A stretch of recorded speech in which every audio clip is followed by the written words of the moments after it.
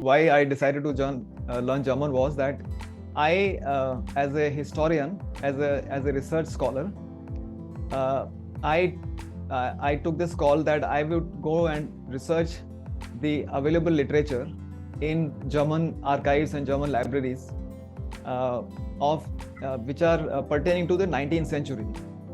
So let's say from 1858 onwards till 1900.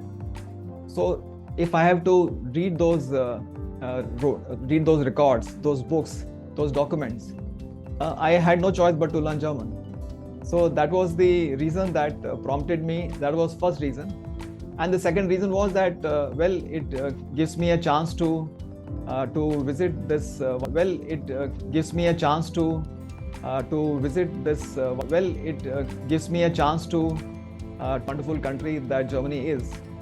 So these were the two reasons that prompted me to learn German.